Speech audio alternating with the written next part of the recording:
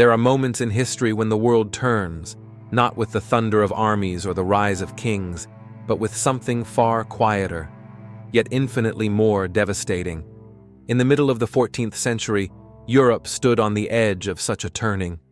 A continent of bustling markets, crowded streets, and hopeful spring harvests had no idea that an invisible shadow had already slipped through its gates. This is the story of the Black Death, not just as a plague, nor simply as a tragedy, but as a force so immense that it reshaped the very soul of Europe. A story of fear, yes, but also of transformation. Whispers from the East. It began far from the cobbled streets of Europe. In the wide, windswept plains of Central Asia, caravans carried silks, spices, and something else. A silent passenger, a bacterium named Yersinia pestis, small enough to hide inside a flea and deadly enough to change the map of humanity. Trade routes connected worlds, and in doing so connected destinies. By the early 1340s, travelers spoke of entire villages in the East dying overnight. Tales of fever, swelling, and breathless agony traveled faster than caravans. Few believed them. Even fewer understood what was coming. By the time ships left the Black Sea and sailed toward Europe, the plague had already made its choice. Europe would be next. The gates of Europe fall open, waves crash, seagulls cry. A Genoese ship enters a harbor. In October 1347, a fleet of merchant ships docked in Sicily. Their arrival should have brought prosperity. Instead, they brought death. Sailors lay dying in the holds, their bodies swollen, their skin darkened by internal bleeding. The townspeople recoiled, but it was too late. Fleas carrying the plague hopped onto rats. Rats scurried through markets, barns, taverns. Disease spiraled outward like a dark tide. And from Sicily, it spread to Venice, to Genoa, to the heartlands of Italy. Europe had opened its doors, and an enemy beyond comprehension had stepped inside. A continent awakes to fear. Fear is usually loud, shouts, screams, warnings. But in the winter of 1347, fear was strangely quiet. People simply disappeared from markets. Windows shuttered. Priests walked the streets, whispering prayers over bodies they dared not touch. No one understood the plague. Was it divine punishment? A curse? Bad air? The alignment of planets? Medicine failed. Prayer failed. Hope failed. By the spring of 1348, the plague had reached France, then Spain, then the German states. It moved not like an army, but like smoke, seeping under doors, drifting across borders, slipping silently into every life. Europe had faced wars and famine before, but never a threat it could neither fight nor flee. The Dark Summer. The year 1348 became known as the Year of Death. Cities fell into silence. Markets emptied. Fields went untended. Churches overflowed with bodies, then locked their doors. In England, entire villages vanished, their houses left standing like tombstones of a forgotten world. In Paris, more than 800 people died each day. In Florence, chroniclers wrote that friends refused to bury friends, and fathers refused to visit their dying children. This was not simply disease, it was the unraveling of society. Doctors wore strange, bird-like masks, filled with herbs and flowers meant to purify the air. But the plague slipped past their defenses and took them too. Families barricaded themselves indoors. Priests gave last rites from windows or rooftops. Gravediggers dug not graves but pits, deep, wide, desperate. It was said that the world smelled of death that summer, and in many places, it truly did. A world without answers. Why did this happen? Where had God gone? What meaning could be found in such suffering? The Black Death did more than kill, it shattered belief. For centuries, Europe had trusted its institutions, the church, the nobility, the traditions of feudal life. But the plague killed the rich and poor alike. Bishops died, kings fled, priests vanished. If the natural order could not protect them, was the natural order itself collapsing? People searched desperately for someone to blame.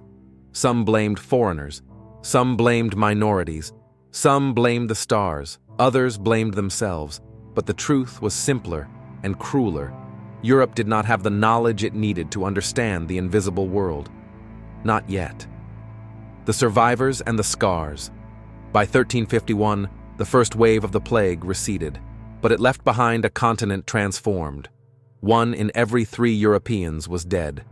Some historians say half, some say more. The scale is difficult to imagine, even today. Narrator: entire towns vanished, fields turned to forest, roads fell silent. A generation grew up surrounded not by stories of heroes, but by memories of loss. Yet from this silence came something unexpected. Where there is devastation, there is also rebirth. Europe's social structure cracked, and through those cracks, something new began to grow. The economic revolution. Before the plague, Europe was a world of rigid hierarchies. Peasants served lords, lords served kings. Mobility was rare, change was slow. But the Black Death tore this system apart. With millions dead, labor became scarce, and suddenly, the survivors had power. Peasants demanded wages, serfs escaped their manors, knowing their lords couldn't afford to stop them. Entire estates begged workers to come back, offering freedoms and payments once unthinkable. For the first time in centuries, ordinary people could negotiate their lives. And so the plague, unintentionally, became the spark that weakened feudalism and opened the door to a new economic age. Wages rose, cities grew, trade revived. A new middle class began to form. It would take generations. But Europe's economic transformation had begun. The cracking of old certainties. The Black Death did not only shift wealth, it shifted thought.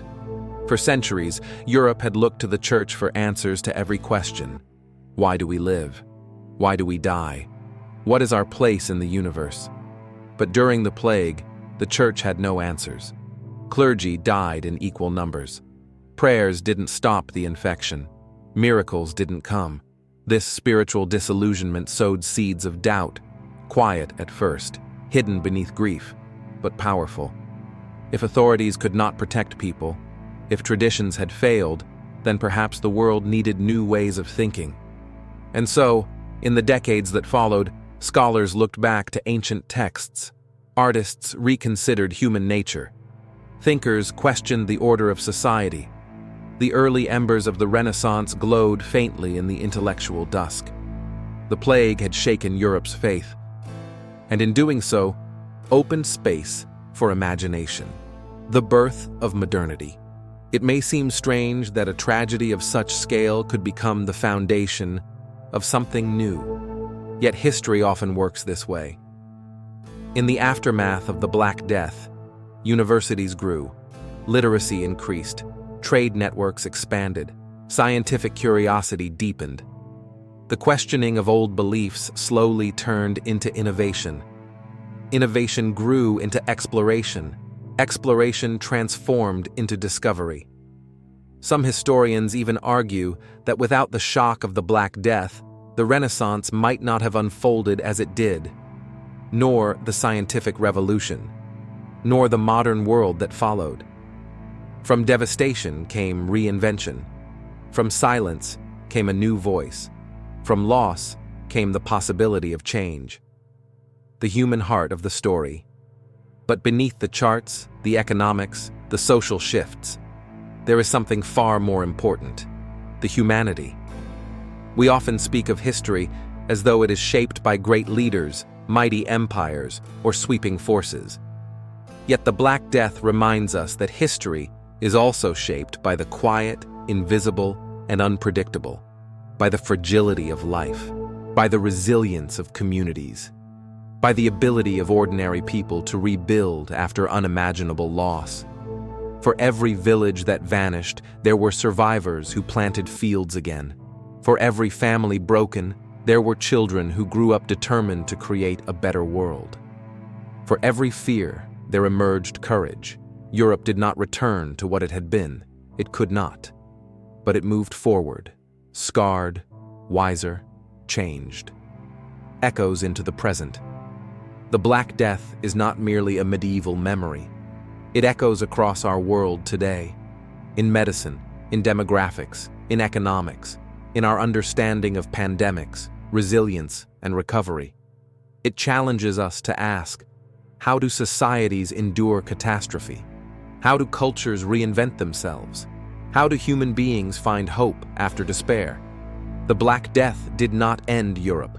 It forced Europe to transform, not by choice, but by necessity. And in that transformation lies one of history's greatest lessons, that humanity, even in its darkest hour, can adapt, can rebuild, can learn, can rise.